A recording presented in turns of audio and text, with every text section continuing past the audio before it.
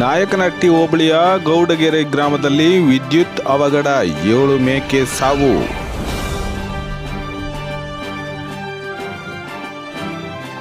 ಪರಿಹಾರ ಕೊಡಿಸಲು ಜನಪ್ರತಿನಿಧಿಗಳು, ಪಶು ಇಲಾಖೆ ಅಧಿಕಾರಿಗಳು, ತಹಶೀಲ್ದಾರರು ಮುಂದಾಗುವವರೇ.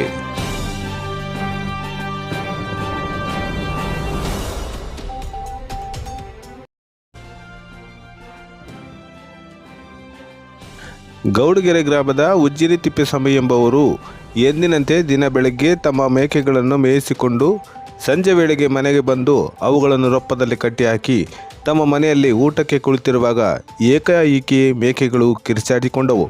ಒದ್ದಾಡಿದ ಸದ್ದು ಕೇಳಿಬಂತು ಎಂದು ತಕ್ಷಣವೇ ಎದ್ದು ಹೋಗಿ ನೋಡಿದ ಉಜ್ಜಿರಿ ತಿಪ್ಪೇಸ್ವಾಮಿ ನೋಡಿದರೆ ಅಲ್ಲಿ ಮೇಕೆಗಳು ವಿದ್ಯುತ್ ಸ್ಪರ್ಶದಿಂದ ಸಾವನ್ನಪ್ಪಿದವು ಎಂದು ಕಂಡುಬಂದಿತು ಎಂದು ಗ್ರಾಮಸ್ಥರಿಗೆ ತಿಳಿಸಿದ್ದಾರೆ. ಅಲ್ಲಿನ ಗ್ರಾಮದ ಮಾಜಿ ಅಧ್ಯಕ್ಷ ಶ್ರೀರಂಗಪ್ಪ ಇತರರು ಧಾವಿಸಿ ನಮ್ಮ ಸುದ್ದಿವಾಹಿನಿಗೆ ಮೂಲಕ ಸರ್ಕಾರದಿಂದ ಪರಿಹಾರ ಸಿಗಬಹುದೇ ಎಂದು ಕೇಳಿಕೊಂಡಿದ್ದಾರೆ. ತಿಮ್ಮಣ್ಣ ಅವರ ಕಣದ ಜಾಗದಲ್ಲಿ ಈ ಮೇಯಿಸ್ಕೊಂಡು ಬಂದಂಥ ಮೇಕೆ ರಾಸುಗಳು ಈ ದಿನ 7 ಏನು ವಿದ್ಯುತ್ ಶಕ್ತಿಯ ಶಾಖದಿಂದ ಮೃತಪಟ್ಟಿರುತ್ತವೆ.